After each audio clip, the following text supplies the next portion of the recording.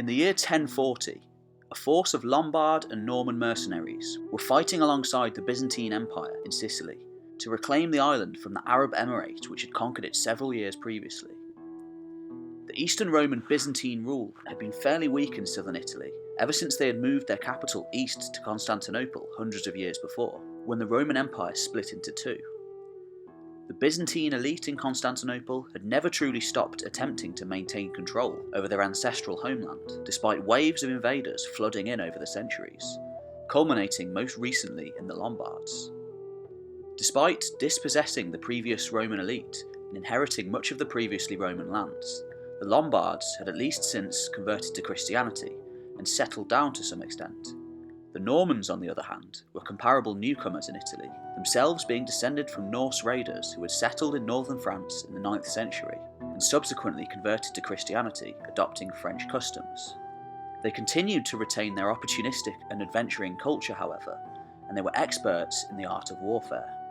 The force of Normans who fought alongside the Byzantines in 1040 contained no major nobles. Rather, it was composed of petty lords who had travelled to Italy in the previous few years to carve out fortunes for themselves. As the sun sat high in the sky and a breach was made in the besieged walls of Syracuse, a single Norman knight is said to have rode forth at the head of a sally of his men to do single combat against the emir of the city. In the ensuing fight, William de Hauteville did just that and killed the emir outright, earning himself the respect of the Byzantine elite and his contemporaries, and a new name, Iron Arm. William Iron Arm was the epitome of a new breed of Norman adventurers, who over the next century would go on to change the face of southern Italy entirely, carving themselves out a kingdom in the process.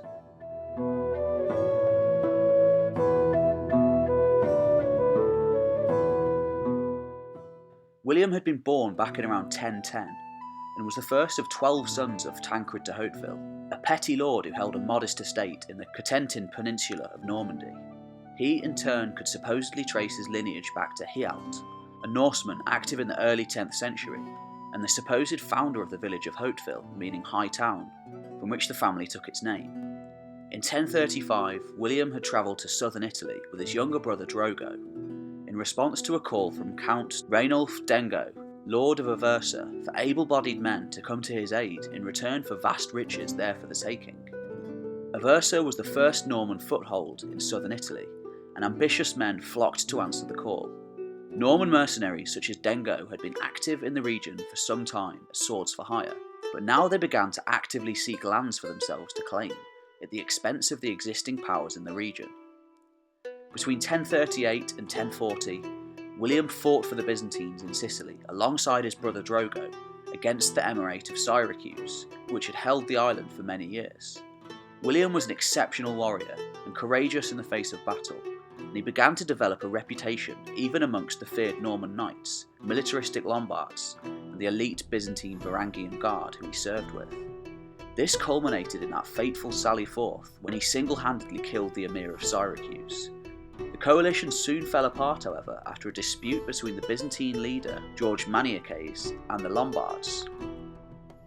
After Maniaces and much of the Byzantine forces returned to Constantinople to fight rebellions elsewhere in the empire, the Lombards soon rose up in revolt against their rule. Never ones to miss out on a chance to claim some land and loot, the Normans soon joined the revolt as well, soon rising to lead it in battle after many of the Lombard leaders were subsequently bought off by the Byzantines. By 1042, the rebellion was almost entirely Norman in character, and William was elected its leader. The Normans were then able to negotiate an alliance with the last other leading authority left in southern Italy, the Prince of Salerno, Guiomar IV, and they received several castles and strongholds to rule over as a result, as well as solidifying the alliance with marriages.